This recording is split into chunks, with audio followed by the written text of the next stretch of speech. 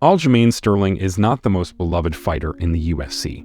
After he won the title by acting and crying against Jan, he threw the belt on the ground because he felt it was undeserved. It wouldn't take him long to change that opinion, and soon he started parading with the belt, calling out other fighters.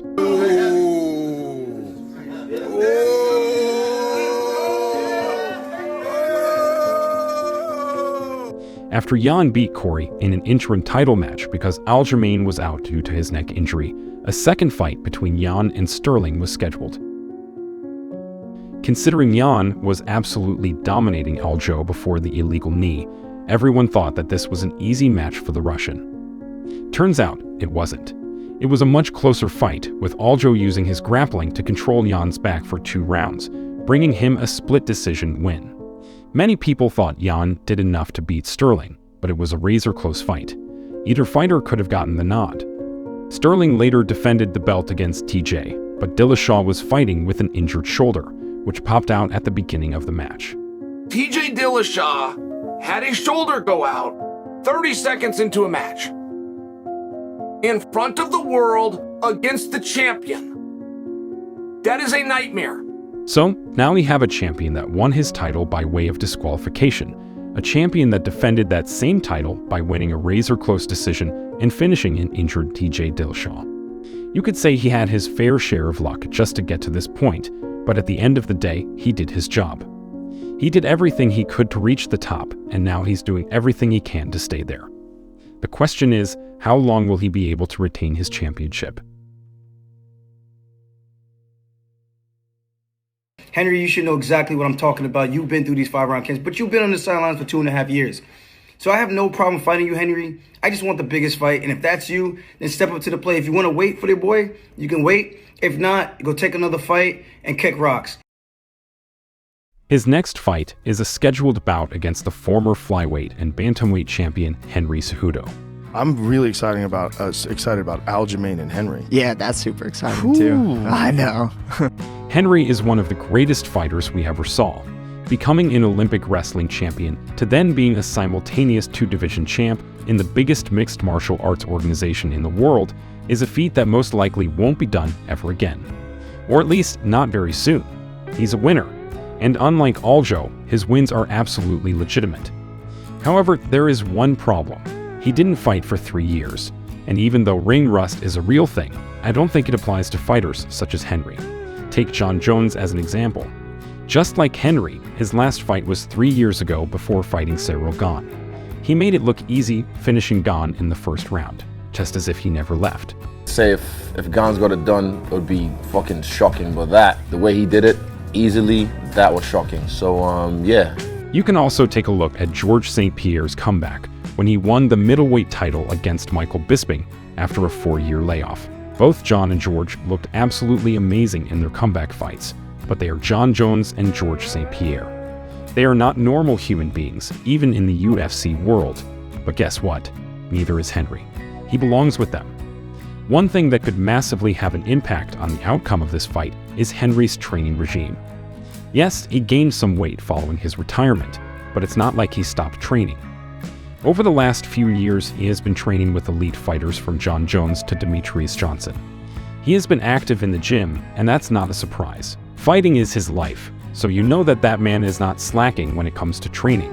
Because of that, a theory that Henry won't be in fighting shape is already out the door. I won't pretend as if this is an easy win for the former champ.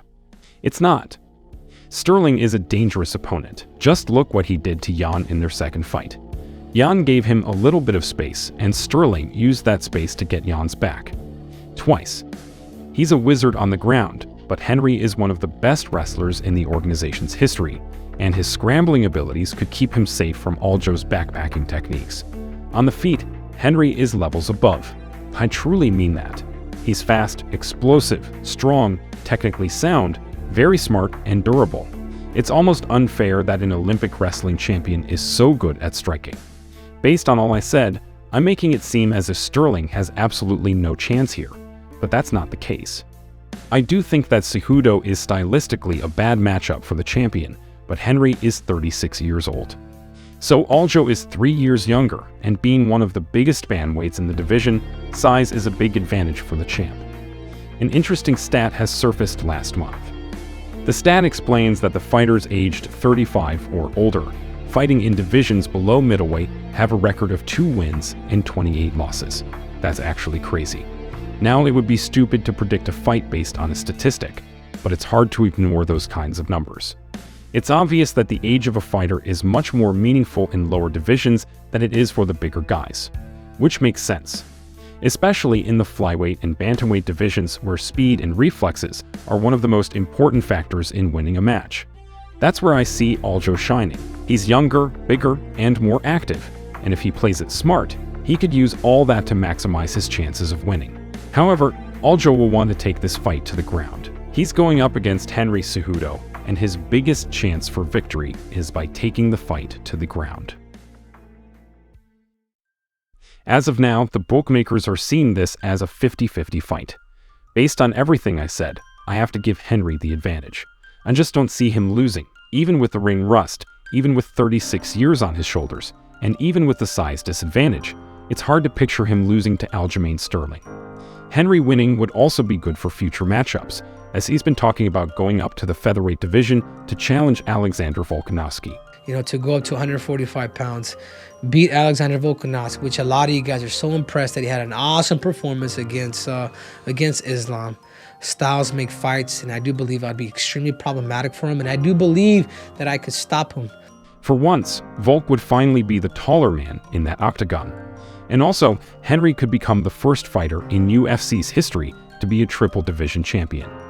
So winning the title back against Sterling would open up a possibility of a historic match. Volk would probably be too big and too strong for Henry, especially after seeing his bout versus Islam, but it would still be one of the most skilled matches we ever saw. A fight that every fan would love to watch. As much as I don't like Aljamain Sterling, he is a champion and he deserves respect. He has 2 title defenses, and if he manages to defend it once more, he would become a fighter with the most title defenses in the bantamweight division's history. And even though I'm siding with Henry, I wouldn't be surprised if Aljo manages to pull it off. If he does pull it off, hats off to him. He just beat one of the greatest combat athletes of all time. But looking at Henry's mentality, past accomplishments, and his overall value as a fighter, I highly doubt that losing to Aljamain Sterling isn't his plans. And now the challenge for me is to come back after 3 years. To come back after 3 years and do something against the legit world champ in the UFC, the undisputed #1 ranked fighter in the world, and just take him out. So my end goal is to go up to 145 pounds and eventually become the first 3-division champion in UFC history.